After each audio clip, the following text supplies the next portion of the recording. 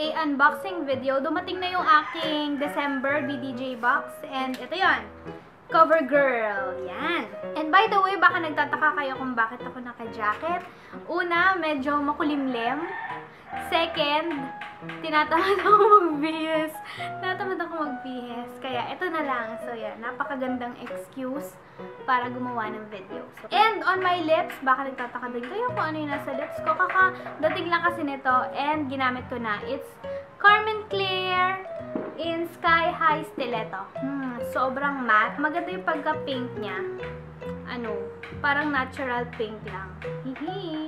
Hindi ako nagsisi na ito yung pinili ko. Kung makikita nyo, ayan. Mamaya pa ako magko-color na ito kasi kahapon nag-color ako. Kaya pagpasensyahan nyo na, magkaiba yan. And now, let's go to the December BDJ box. So, yan. Basically, ayan yung nakasulat, Cover Girl. So, yun yung laman ng BDJ box ko ngayon. So, yan. Ito na yung ating BDJ box.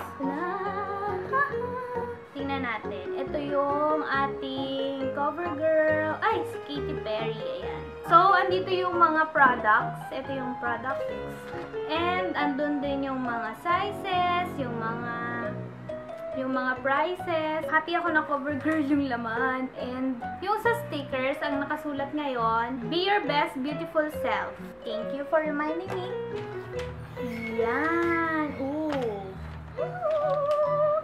Ito na yung laman. So, kung yung November BDJ box ay puro sample size, ito naman ay puro full size na product.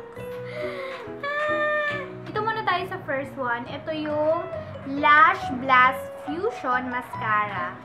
And this one is a water resistant. Cute kasi color violet. Alam niyo naman, favorite ko yung violet.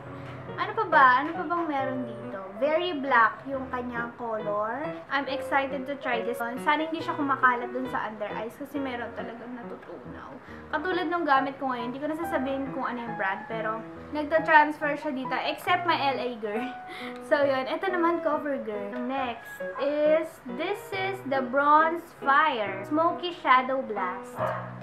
And ano siya? Duo. Oo. Merong step 1 and my step 2. So, ito yung step 1 and yun yung step 2. I think pwede ito sa smoky eye. Yeah. Shimmer na light brown and dark brown. Dito tayo sa Cover Girl. Ano to? Blush? Blush nga ata. Cover Girl Cheekers. Ayan yung color niya. Pretty peach pala yung kanyang shade. This one is a powder blush. Meron ako foundation. Foundation ba to? Open din natin. Oo nga. Ayan, foundation. TruBlend with blendable minerals in number 2. I think ito na yung last. Oo, last na. Press powder. Ay! Ba yan?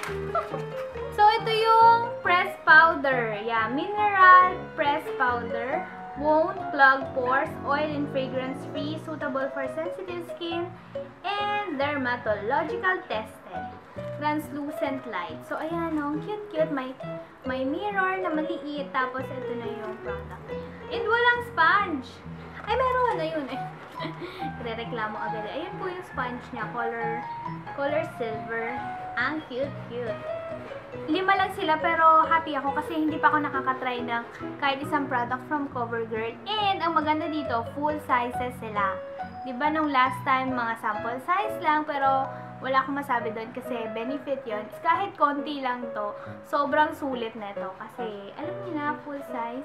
Thank you sa BDJ. And if you want to subscribe din sa BDJ, I will link their website down below. So, pwede kayong mag-subscribe sa box nila. I hope you enjoyed this unboxing video. Next time na po yung review if magugustuhan ko yung product. So, yeah, thank you so much guys for watching and I hope to see you on my next video.